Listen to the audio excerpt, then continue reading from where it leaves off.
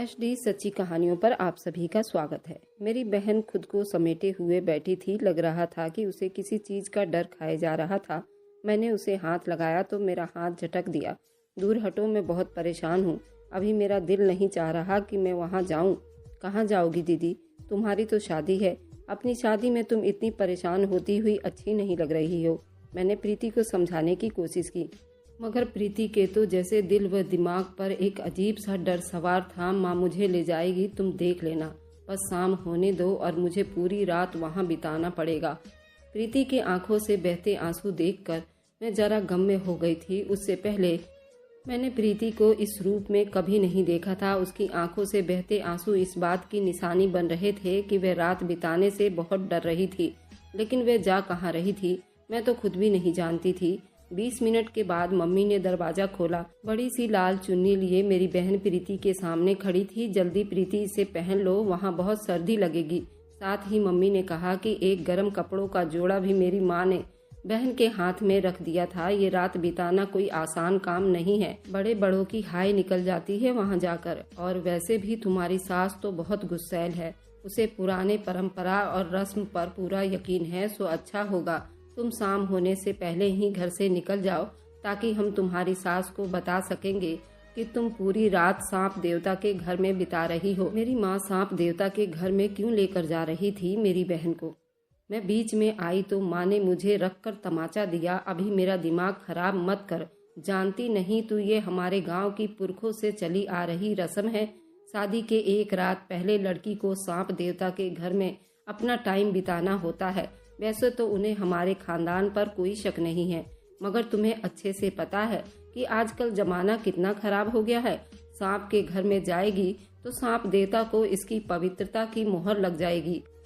सारी जिंदगी ये सर उठाकर जी पाएगी मेरी रानी। कोई इसे कुछ कह नहीं सकेगा। लेकिन अगर सांप देवता के घर में नहीं गई तो तुम्हारी बहन की सास उस पर कितने शक करेगी, तुम सोच भी नहीं सकती। इसलिए शक भरी जिंदगी बिताने से तो अच्छा है आज आखिरी दिन अपनी सास की इस डिमांड को पूरा करो। सांप देवता के घर में जाकर अपनी पवित्रता का सबूत दे दो। मम्मी, सांप देवता के घर में जाकर क्या हो जाएगा? और एक सांप कैसे किसी लड़की की पवित्रता की गवाही दे सकता है? बस ये तुम नहीं समझोगी। अभी तुम छोटी हो। अच्छा है मेरा बच्चा कि तुम अपने आप पर ध्यान दो। ऐसा ना हो कि कल को मुझे तुम्हें भी ये बात समझानी पड़े। तुम्हारी भी शादी करनी है, ये टाइम तुम पर भी आएगा। माँ ने मुझे डांटते हुए कहा था। मैं हक्का बक्का उन्हें देखने लगी थी।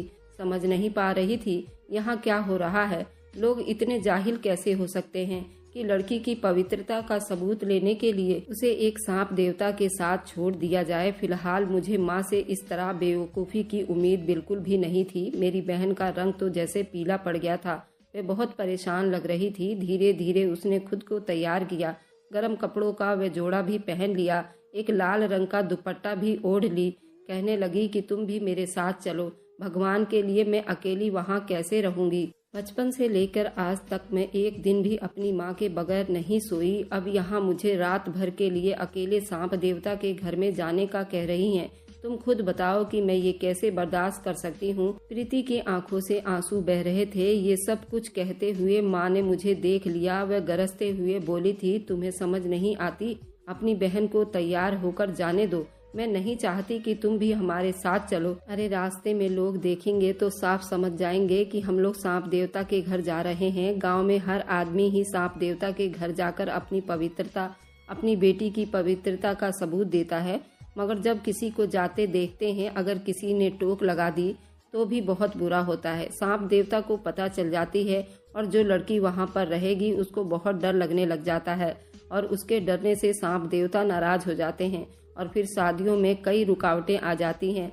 और अगर सांप देवता को ज्यादा गुस्सा आ जाए तो उसकी जान भी जा सकती है। हमारी जिंदगी खराब हो जाएगी। अच्छा है तुम घर में बैठो। इस बात को ज्यादा बढ़ा चढ़ाकर किसी के सामने भी मत करने लग जाना, वरना तुम जानती हो ना कि यहाँ के लोगों का क्या दिमाग है। बेटी, तुम्हें ये खुद समझदार होना चाहिए। मुझे तुम्हें इस उम्र में ये बातें समझाने की जरूरत नहीं है। तुम छोटी नहीं हो। तुम 18 साल की हो गई हो। तुम्हारी भी शादी होगी। कल को हम लोगों को क्या जवाब देंगे? मेरी बेटी गांव के इस रस्म और रिवाज को बहुत घटिया समझ रही है। अरे ये सुनकर तो वैसे ही तुमसे कोई शादी नहीं करेगा। अब ये नाटक करना बंद करो, मैं तुम्हारी बहन को लेकर जा रही हूँ, पीछे सब कुछ संभाल लेना। ये कहकर माँ और प्रीति घर से निकल गए, मगर मैं कहाँ चुप रहने वाली थी। उनके घर से जाने के बाद ही 10 मिनट के अंदर अंदर मैं भी घर से निकल गई। सांप देवता का रास्ता मुझे भी मालूम था। ये स्थान गांव के करीब करीब 1 से 2 किलोमीटर की दूरी पर बनाया गया था। अजीब सा अंधेरा सा घर था। उस घर में जाकर बहुत सारी औरतें पहले रहा करती थी, लेकिन यहाँ तो पहले बच्चे करवाने वाली दाई और प्रेग्नेंट औरतें बच्चे पैदा किया करती थीं। फिर उसे सांप देवता का घर का नाम दे दिया गया, क्योंकि यहाँ पर अब ये वाली रस्में होती थीं। इस रस्म के हिसाब से शादी होने वाली लड़की को इस कमरे में एक रात के लिए बंद किया जाता था। यहाँ पर बरसों पुराना एक सांप देवता लड़कियों की पवित्रता की गवाही देता था। अगर सांप देवता गवाही ना दे तो उसे पवित्र नहीं समझा जाता था, मगर मुझे इस बारे में ज्यादा बारीकी से मालूम नहीं था, क्योंकि मैं गांव की बड़ी बूढ़ी औरतों से कम ही बात करती थी और ये बातें गांव की औरतें ही किया करती थी, यानी जिनकी उम्र ज्यादा हो। छोटी उम्र की लड़कियां खेल कूद में बिजी रहती थीं। ये सारी बातें सोच रही थी कि मुझे अपनी माँ की बात याद आ रही थी। आज तक बचपन से एक भी दिन ऐसा नहीं बीता था जब हम लोग अलग अलग सोए हों। इसलिए मैंने सोचा कि मैं माँ से छुप कर सांप देवता के घर में रहूंगी और अपनी बहन का साथ दूंगी, क्योंकि मैं उसे किसी भी हाल में रोते तड़पते नहीं देख सकती थी। मगर मैं ये नहीं जानती थी कि आगे का मंजर मेरे भी होश उड़ा देगा और मैं सोचने समझने की काबिल नहीं रह पाऊंगी। मैंने जैसे ही सांप देवता के घर में पहुंची, मेरा दिल जोर जोर से धड़क रहा था। मैंने देखा माँ मेरी बहन प्रीति को लेकर सांप देवता के घर में दाखिल हो गयी। वह तो मुझसे पहले घर से निकली थी, इसलिए वह जल्दी पहुंच गई और जाते ही उन्होंने कमरे का दरवाजा बंद कर दिया। मैं दरवाजा बजा भी नहीं सकती थी, क्योंकि माँ को बताए बगैर मैं यहाँ आ गई थी। मैंने सोचा अब मैं किसी तरीके से भी अपनी बहन तक नहीं पहुँच सकती, मगर खिड़की से पहले देख तो लूं ये अंदर क्या हो रहा है। मेरा दिल बुरी तरह से कांप रहा था। मुझे बहन की भी फिक्र हो रही थी, मगर अंदर का मंजर मुझे साफ दिखाई दे रहा था। देखा कि माँ ने पहले एक चारपाई बिछाई, उससे पहले चारपाई कमरे में खड़ी की गई थी। आज तक सांप देवता के घर आने की वजह मुझे नहीं पता था। आज जो मैं ये घर देख रही थी तो मेरा दिल कांप उठा था, क्योंकि इस घर में सिर्फ अंधेरा और वीरानी के अलावा कुछ भी नहीं था। मेरी बहन एक तरफ खड़ी होकर रो रही थी। रोती रोती माँ से कहने लगी, माँ मुझे सांप देवता के साथ नहीं रहना। माँ भगवान के लिए तुम इतना जुल्म मत करो, मुझे सांपों से बहुत डर लगता है। माँ उसकी तरफ घूर कर देखा और बोली, तुम्हें शर्म आनी चाहिए प्रीति, शादी सर पर खड़ी है। तुम्हारी सास को कल मैं क्या जवाब दूंगी, इस बात के बारे में भी सोचा है? अगर तुम्हारे इस हरकत की वजह से शादी टल जाएगी तो हम क्या करेंगे? माँ बाप की इज्जत का कुछ तो ख्याल करो। ये सब हमारे इलाके की रस्में हैं, उनसे भागकर कोई औरत भी नहीं निकल सकती। समझ आई तुम्हें? ये दुपट्टा उतारो, चारपाई पर डाल दो। माँ अपनी बेटी के साथ इतना जुल्म कैसे कर सकती थी? मैं यही सोच रही थी कि मेरी माँ ने प्रीति को चारपाई पर लेटने का हुक्म दिया। चारपाई पर मेरी बहन बड़ी मुश्किल से लेटी। चादर माँ ने उसके ऊपर डाल दिया। उसके बाद वह चारपाई के नीचे एक टोकरी रखी गई। टोकरी को जब अंधेरे से खोला गया तो मैं हैरान रह गई। उसमें तो एक काला नाग था। ऐसे फन खाता नाग मैंने जिंदगी में कभी नहीं देखा था। उस नाग को देखकर ऐसा लगता था जैसे ये मेरी बहन को अभी डस लेगा। इस सांप देवता को देखकर मुझे भी डर लग रहा था। सांप को देखकर मुझे तो अपने मौत की याद आ गई थी। मैं अभी अपनी बहन की तरफ से बहुत परेशान थी। उनकी नज़र अभी तक उस सांप पर नहीं पड़ी थी। माँ ने उससे कहा कि तुम चुपचाप यहाँ लेटी रहो। अगर ऐसा नहीं किया तो तुम्हारी सास पता नहीं क्या क्या बातें करेगी। अगर उसने कोई बात की तो हम भी बर्दाश्त नहीं करेंगे। बेटी, हमारी इज्जत का सवाल है। अब तुमने सारी रात यहीं पर बितानी है। मेरी बहन प्रीति ये सुनकर रोने लगी थी। माँ, गांव के लिए मुझे यहाँ मत छोड़कर जाओ, मैं यहाँ नहीं रहूंगी। ये बात सुनकर भगवान न जाने क्या हुआ। माँ ने जोर से आकर खिड़की का पल्ला भी बंद कर दिया, जिससे मैं अब अंदर का सीन भी नहीं देख पा रही थी। उसके साथ ही अंदर से चीखने की आवाज़ें आने लगी। किसी मर्द की भी आवाज़ आ रही थी। मेरा दिल बहुत जोर से कांप रहा था, मगर माँ के गुस्से से भी मुझे बहुत डर लग रहा था। इसलिए मैं बस खिड़की के साथ लगकर खड़ी रही, अपनी बहन की रक्षा की भीख मांगती रही कि अचानक खिड़की खुलने की आवाज़ आई। मैं भागकर दोबारा खिड़की के तरफ गई, लेकिन अब की बार तो मुझे वहां पर एक और दरवाजा नजर आया। मैं दरवाजे से चिपक कर खड़ी हो गई। देखा तो एक लंबा चौड़ा आदमी मेरी दीदी के पास खड़ा था और मेरी दीदी की चीखों की आवाजें आना बंद हो गई थी और मैं उस आदमी को नहीं पहचान पाई थी कि वह आदमी कौन था। और मैं चुपके से उस दरवाजे के पास खड़ी होकर अपनी दीदी और उस आदमी की बातें सुनने की कोशिश कर रही थी, पर अब मुझे कोई बात समझ नहीं आ रही थी और मैं भगवान से बराबर प्रार्थना कर रही थी, हे प्रभु, मेरी दीदी को बचा लो। जो भी आदमी है, पर मेरी दीदी की जान बच जानी चाहिए। वह आदमी तो उस कमरे से बाहर निकल गया, पर मैं उसका चेहरा देख न पाई। उसके जाने के बाद मेरी हिम्मत नहीं हो रही थी कि मैं कमरे में जाऊं, क्योंकि मुझे सांपों से भी बहुत डर लगता था और वह सांप भी अभी भी फन मारे बैठा था। मेरी दीदी की आवाज़ आना बिल्कुल बंद हो गई थी। तभी मैंने हिम्मत की और उस कमरे के अंदर चली गई, पर मेरी तो देखकर जान ही निकल गई, क्योंकि वहाँ तो मेरी दीदी थी ही नहीं। आखिर मेरी दीदी कहाँ गई? और वह आदमी जब बाहर निकला था तो मेरी दीदी उसके साथ भी नहीं थी, वह तो अकेला था। मैं जानती थी अब इस सांप देवता के घर में कोई आदमी भी है।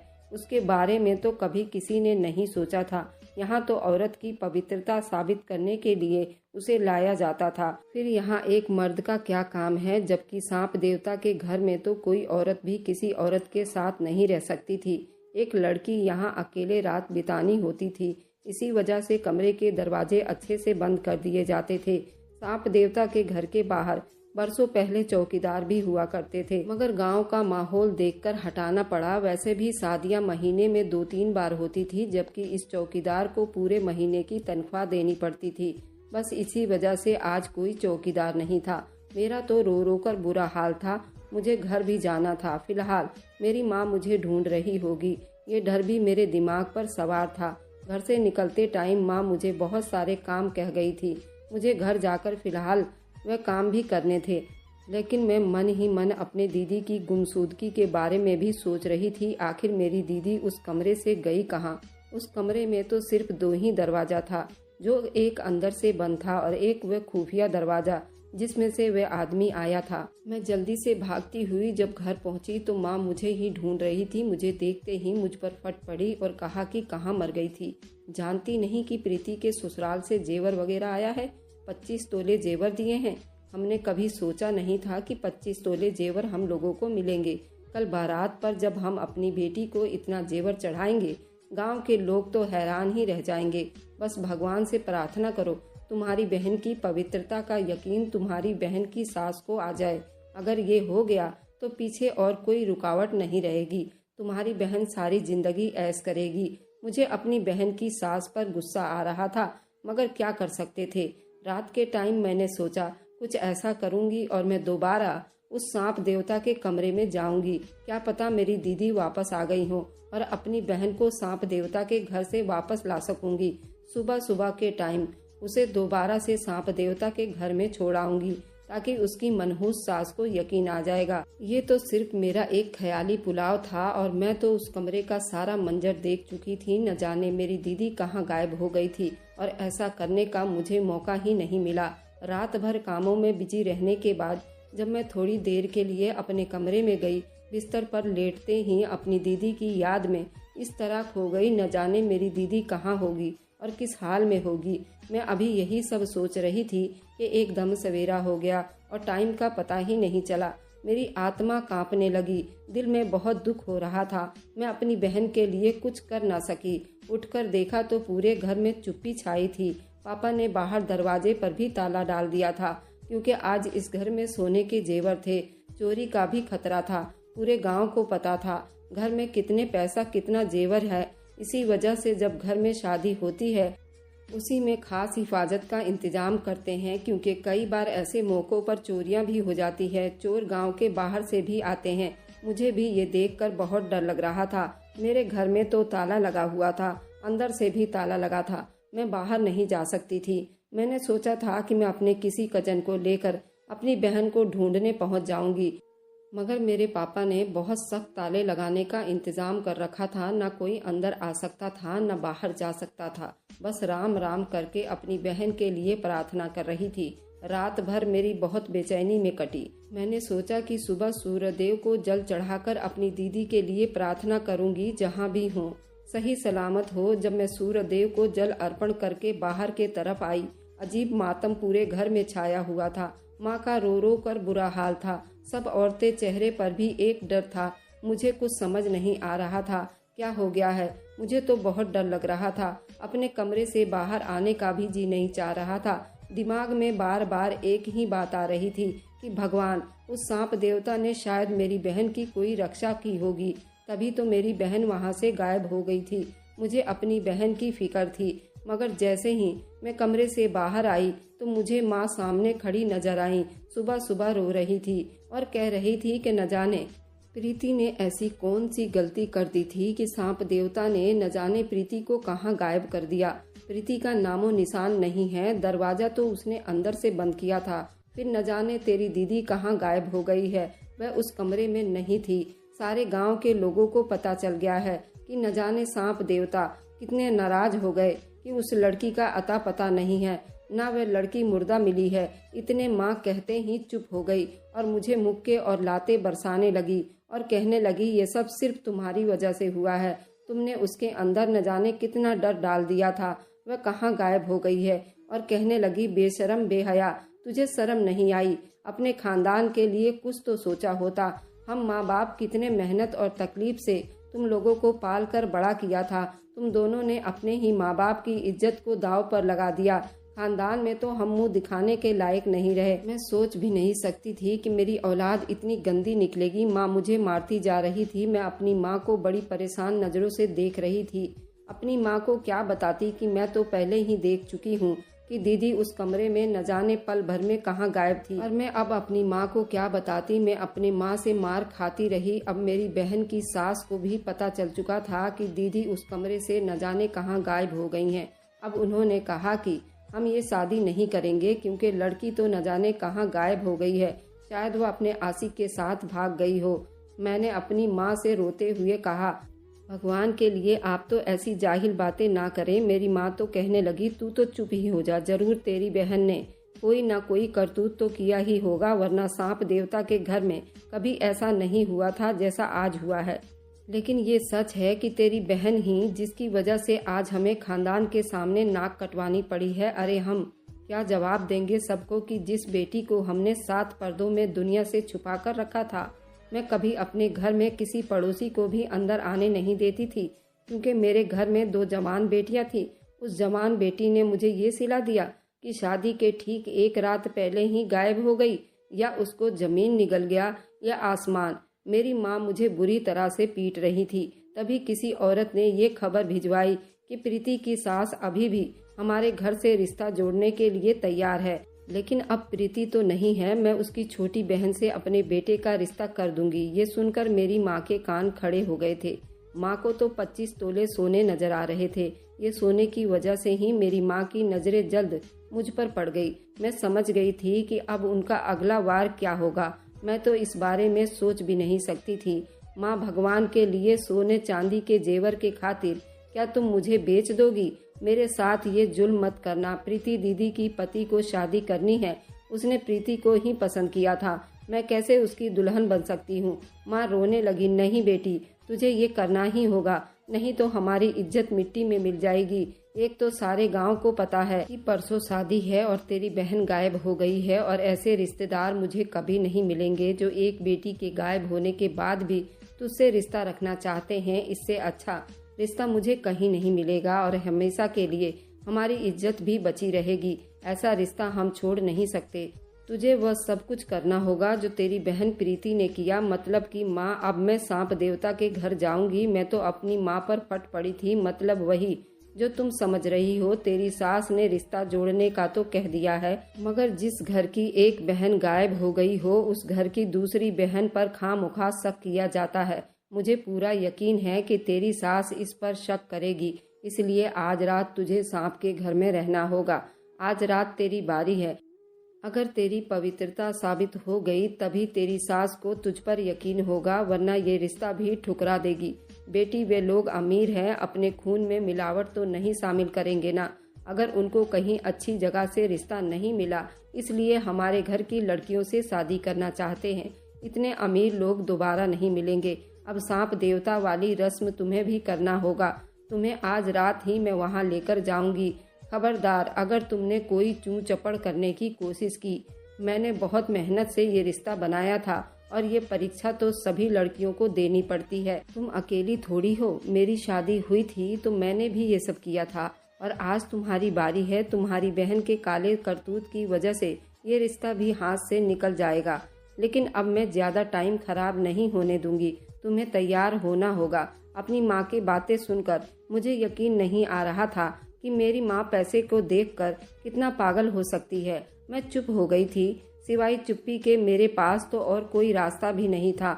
मैं सोच रही थी कि अपनी माँ को मना लूंगी, मगर माँ के आंसू और लालच देखकर मैं भी चुप हो गई और मैं अब वह सब भी जानना चाहती थी जो मेरी दीदी के साथ हुआ। उस रात मैंने अपनी माँ को हाँ कह दिया था। अब मैं अपने आप को पूरी तरह से तैयार कर रही थी, लेकिन अब मुझे डर भी लग रहा था कि सांप देवता के घर में जाकर मैं रात कैसे बिताऊंगी। वहाँ कुछ तो ऐसा होता होगा जिसकी वजह से ये लड़कियाँ इतना डर जाती हैं और कुछ लड़कियों को तो उनकी पवित्रता पर भी शक करके हमेशा के लिए सबकी नज़रों में मुजरिम बना दिया जाता है। मेरा दिल बुरी तरह से कांप रहा था। सोचा नहीं था कि मेरी माँ मेरे साथ भी ये सब कुछ करेगी। ये भी नहीं सोचा था ये सब कुछ जैसे कल मैं अपनी बहन के लिए देख रही थी, आज वे सब कुछ मेरे साथ होने वाला था और मैंने अपने आप को इस काम के लिए बिल्कुल तैयार कर लिया था। आज रात मुझे सांप देवता के घर में बिताना ही था। मेरे लाख कहने और चीखने चिल्लाने से ये रस्म नहीं बदलने वाले थे, लेकिन मैंने अब ठान लिया था ये रस्म अब मैं सिर्फ मुझ तक ही रहेगा। अब किसी लड़की को इस तरह का कोई रस्म रिवाज के चक्कर में नहीं पड़ना होगा। सांप देवता के घर में पहुंच गई। अब की बार तो उन्होंने मुझे रस्सी से बांधकर चारपाई पर लिटाया था ताकि मैं भाग ना सकूं। मेरी प्रीति दीदी तो इस कमरे से गायब हो गई थी, जिसके कारण मेरा हाथ पांव बांधकर इस कमरे में रखा गया था। रात हुई तो मुझे उस आदमी के बारे में ख्याल आने लगा। अभी तक तो कुछ नहीं हुआ था। मेरी बहन के साथ कमरे में जिस आदमी को मैंने देखा था वह कोई और नहीं बल्कि मेरी बहन का आशिक था। उसको मेरी बहन से बहुत मोहब्बत थी और वे सांप देवता की बहुत पूजा किया करता था और साथ ही मेरी होने वाली सास के बारे में भी उस आदमी को अच्छे से पता था। आज उस कमरे में मेरी दीदी के आशिक के अलावा एक और आदमी आया था जो मेरे ससुराल में नौकर था। प्रीति दीदी के आशिक ने मुझे वह हर बात बताई जो इस कमरे में बीती थी और वह भी मेरे ही तरह था। उसने ये ठान ली थी इस तरह रस्म को आज के बाद हम लोग खत्म कर देंगे। उसने बताया कि वह प्रीति दीदी से बहुत प्यार करता था। उसने प्रीति दीदी को कहा भी था कि तुम अपने माँ बाप से बताओ कि मैं तुमसे प्यार करता हूँ, मैं तुम्हारा रिश्ता लेकर तुम्हारे घर आ जाऊंगा। लेकिन प्रीति दीदी बहुत डरती थी। तभी मैंने और प्रीति ने प्लान बनाया कि हम उस दिन एक हो जाएंगे। जिस दिन तुम सांप देवता के घर में अकेले रहने आओगी, मैं उस दिन तुम्हें भगाकर ले जाऊंगा और हम दोनों शादी कर लेंगे। और जब तुम गायब हो जाओगी तो इस तरह ये रस्म भी हमेशा के लिए खत्म हो जाएगा। लेकिन वह सब ठीक है। उस दिन जब तुम सांप देवता के कमरे से बाहर निकल रहे थे तो मेरी दीदी तो बाहर नहीं आई थी, सिर्फ मैंने तुमको ही बाहर जाते देखा था। बाद में मैंने उस सांप देवता के कमरे में भी जाकर देखा। प्रीति दीदी मुझे कहीं नजर नहीं आई। उसने कहा कि मैंने उस सांप देवता के कमरे में पहले से ही सुरंग बना रखा था जिससे तुम्हारी दीदी को निकाल ले गया था ताकि उसको कोई देख ना ले। और सांप देवता की तो मैं हमेशा पूजा करता था। शिव जी ने हम दोनों को आशीर्वाद भी दिया था जिसकी वजह से तुम्हारी बहन डर गई थी। मैंने उसको कहा कि वे कुछ नहीं कहेंगे, तुम उनसे आशीर्वाद ले लो। और प्रीति और मैं हमेशा के लिए एक हो गए थे। और ये सब बताकर उसने एक और बात बताई कि मैं तो अभी इस सुरंग के अंदर जा रहा हूँ, अपने भोले बाबा को भी साथ ले जा रहा हूँ। देखते हैं तुम्हारे साथ ऐसा क्या होता है, और कुछ ऐसा उल्टा सीधा हुआ तो मैं तुम्हें बचाकर ले जाऊंगा, क्योंकि मैं सुरंग में ही हूँ। मैं तुम लोगों की बातें आराम से सुन सकता हूँ। ये सब कहकर वह उस सुरंग में चला गया और मैं अकेली डरी समी बैठी रह गई। अब मुझे उतना डर तो नहीं लग रहा था, क्योंकि मुझे पहले से मालूम था कि मुझे बचाने के लिए यहाँ पर एक आदमी है। तभी वह आदमी इस कमरे में घुस आया। उसे देखकर मैं चीखने लगी थी और वे आदमी जोर जोर से हंसने लगा। उस आदमी का हुलिया देखकर मैं हैरान हो गई थी। बड़े बड़े बालों वाला ये कोई खतरनाक आदमी नहीं बल्कि जंगली लग रहा था। उसने मुझसे ज्यादा बात नहीं की। मेरे सामने आकर मेरी कलाई की तरफ इशारा किया और बोला कि तुम मुझे कंगन दे दो, बस अपने घर वालों से कह देना कि गुम हो गया है, उसके बाद वे तुम्हें पवित्र ही समझेंगे। मुझे उसकी समझ नहीं आई थी। मैं उसके डर के मारे अपना कंगन उतारने लगी। तभी मेरे बहनोई भी उस कमरे में आ गए। उसको गिरेबान से पकड़कर वे कंगन छीन लिए और उस आदमी से इस कमरे में आने का कारण पूछने लगे। उसने कहा कि नहीं, मैं आज से पहले किसी लड़की के कमरे में नहीं आया था, बस मुझे किसी ने यहाँ आने के लिए कहा था। वह आदमी कौन है जिसके कहने पर तुम यहाँ आए थे? वह कोई और नहीं, वह तुम्हारे होने वाले हस्बैंड है। उसी ने मुझे यहाँ पर भेजा है। कहीं तुम अपनी बहन की तरह गायब ना हो जाओ, क्योंकि वह तुमसे मोहब्बत करता है, तुम्हारी बहन से नहीं। और जब तुम्हारे घर गया था वह तुमको ही पसंद किया था, तुम्हारी बहन को नहीं। उसने वहाँ नहीं बताया। तुम्हारे माँ बाप ने तुम्हारी बड़ी बहन प्रीति से उसका रिश्ता तय कर दिया। हम दोनों ने उस आदमी की बात सुनने के बाद हमने कहा तुम पर कैसे यकीन कर ले कि तुम सच कह रहे हो। जाओ उसको यहाँ लेकर आओ, जब मैं तुम्हें ये कंगन दे दूंगी। वह वहाँ से चला गया और सच में उस आदमी ने मेरे होने वाले पति के साथ अंदर आया। तब उसने मेरे सामने मेरे मुंह पर अपनी मोहब्बत का इजहार किया। हम तीनों ने मिलकर ये वादा किया कि आज से और अभी से इस कमरे का खेल हमेशा के लिए खत्म कर देंगे। तुम मुझे यहाँ से भगा कर ले जाओ। उसने ऐसा ही किया और उसके बाद से उस कमरे का खेल ही खत्म हो गया। उसके बाद ही किसी लड़की को भी इस कमरे में बंद नहीं होना पड़ा। ये किस्सा हमेशा के लिए खत्म हो गया, क्योंकि पूरा गांव इसका गवाह था। एक साथ 2 लड़कियां गायब हो गई थीं और सभी गांव वाले डर कर इस रस्म को हमेशा के लिए भूल गए थे और हम दोनों बहनें बाहर शहर निकल आई थी और अपनी जिंदगी अच्छे से बिता रहे थे। अगर आपको आज की कहानी पसंद आई है तो वीडियो को जरूर लाइक कीजिएगा और अपने दोस्तों के साथ शेयर भी कीजिएगा। और हाँ, अगर आपने अभी तक हमारे चैनल को सब्सक्राइब नहीं किया है तो जरूर सब्सक्राइब कर लें। मिलते हैं हम अपनी कल की एक नई दिलचस्प कहानी के साथ। मुझ पर अपना प्यार और स्नेह बनाए रखें।